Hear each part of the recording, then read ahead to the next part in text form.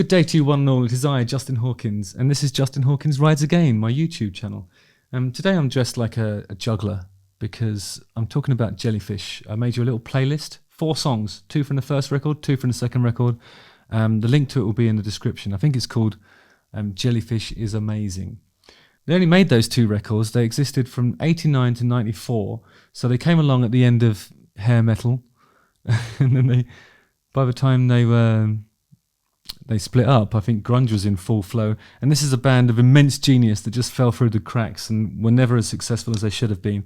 But I think if you appreciate musicality in your guitar rock, then this is one of the bands for you.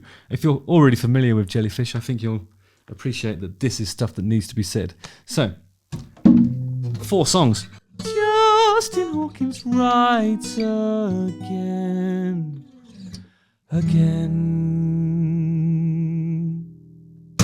first one I put on there is from the first record, and it's called Now She Knows She's Wrong. My friend Glenn Scarlett from school invited me to go and see Jellyfish with him and his brother, and I think Matt Johns as well. All my old pals. Anyway, we went to see them. One of the first gigs I went to, actually. I was 15 at the time, and they filmed a video for this song. I don't know whether they buried it or whether it just didn't come out or what happened to it. I remember looking at it years ago and trying to spot ourselves in it, and we couldn't. But I think if you're really eagle-eyed and you do find this video that was shot there, and you look through every single incidental character in the crowd, you might see this 15-year-old visage, sans moustache, just clapping and waving, whooping, singing along, dancing even. Probably not dancing, but, you know, doing whatever the director asked us to do. It was really a thrill.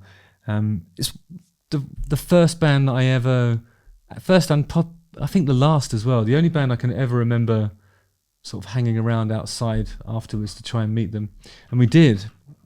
And I remember somebody asked them where they got their clothes from, and they said that they made them themselves. I thought that was pretty cool, very unusual. It's not the same without him here. 20 years of him dead and gone. The harpsichord as an instrument, I just think it's brilliant, especially when you combine it with rock music. You know, Queen were doing that obviously in the 70s, and people have done it since, but this is a great example of it.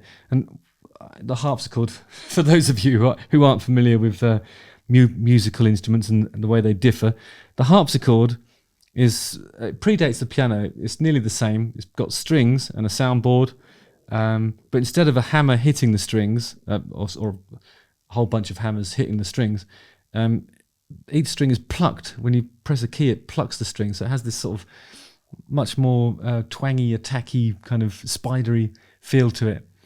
I think they developed the piano to combat one of the drawbacks of the harpsichord, which is that the note off required the plectrum, or whatever it was that was plucking the string, to go back into its original position. So it would be quite a percussive sound when you took your finger off the key. So if you, like at the end of a song, if you went dun and you let that note ring out, beautiful. Right, I'll finish playing that now. And then you lift your fingers off, it would go, it would have like this sort of percussive sound that was, I don't know, you don't get that on a piano. You just lift your fingers off and there might be some sort of, you know, clunking going around in there, but you don't get that same that you get on a harpsichord. It's actually one of the things I love about that instrument.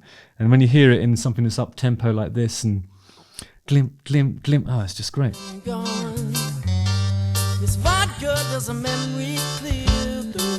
And then when that bass line comes in, it sounds like something that John Deacon would have written and played.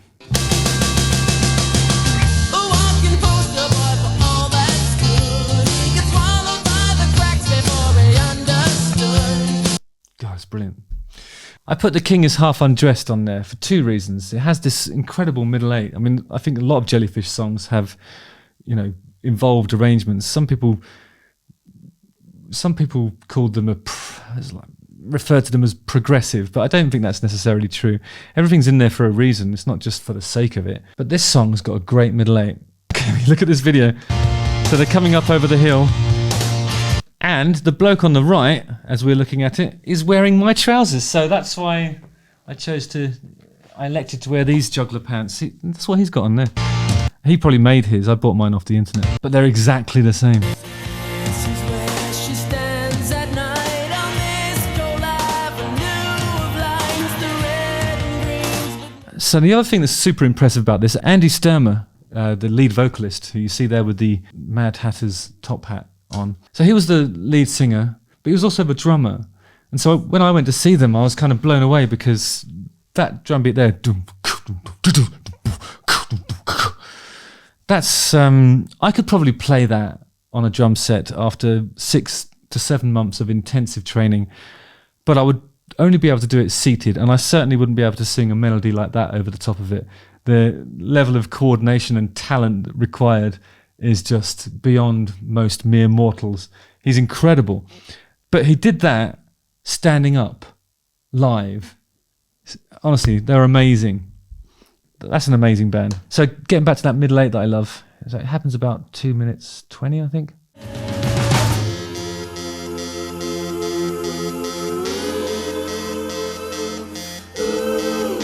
But the middle eight is essentially it's a pedal, and I've talked about pedals before. It's when you just have one note that's repeating.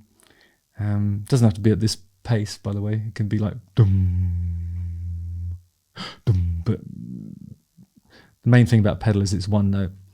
And then there's this beautiful backing vocal arrangement or harmony arrangement, which really sounds like something that the Beach Boys might have been doing when Brian Wilson was at his most creative.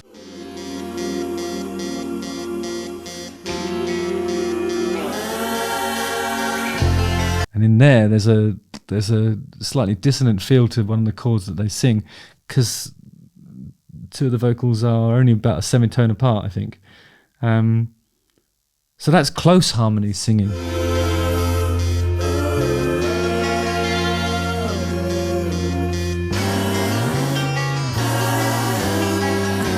Now, if that doesn't remind you of Queen, then you haven't been paying attention.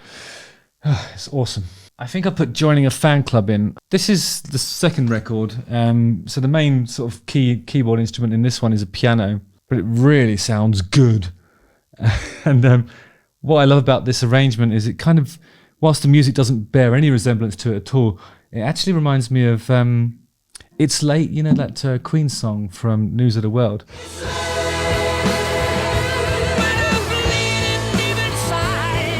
There's an incredible string arrangement in this as well.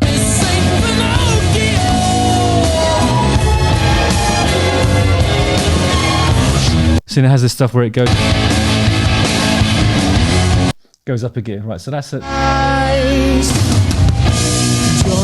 a fan club with my friends. So this is actually pretty heavy. Like there's really saturated bass sound. With t-shirts and 8x10. Really like a really hi-fi backing vocals and stuff. It sounds awesome. It really sounds like a big rock track. There's a lot of stuff in there where it takes off and goes full rock and roll, like around about 2.5 minutes, and that just reminds me of It's Late, or that sort of News of the World era Queen stuff when they're really wigging out.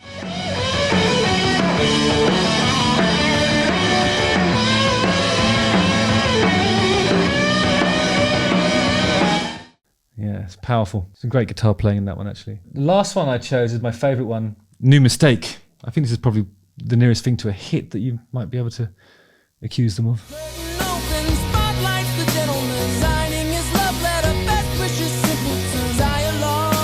I love the way it goes from this sort of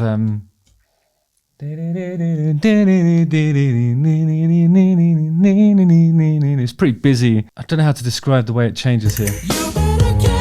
But it goes from that sort of really stiff sort of 3/4 stuff or 6/8 stuff, and then it opens up into what almost sounds like yacht rock.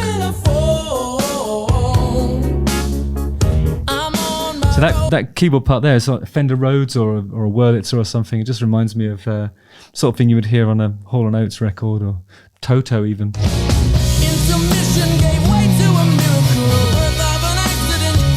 There's a bit of brass there. I never noticed that before. A harp gliss. And some chromatic percussion.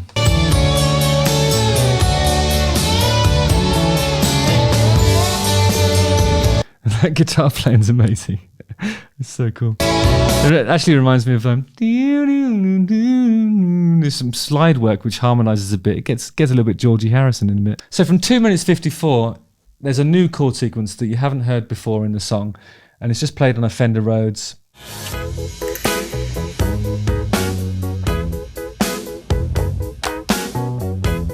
And you get Andy Sturmer doing like a bit of singing.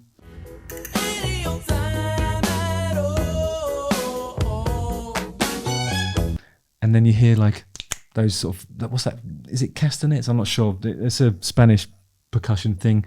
Some violins that come and go. You gradually hear the guitars building up.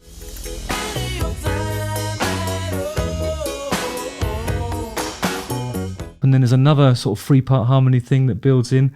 And then another vocal part over there.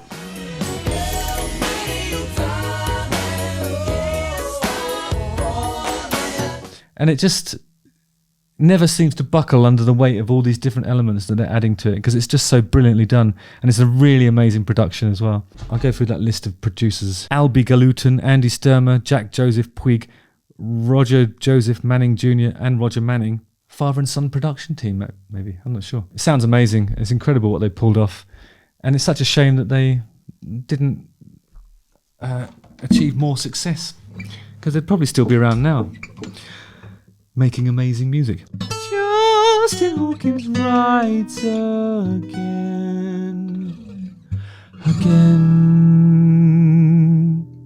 Don't forget to like, subscribe, hit the bell for notifications, watch one of these 2 videos, and while you're at it, listen to Jellyfish. Those 2 albums are incredible. I hope you enjoy the introduction. See you on the ice, and adieu.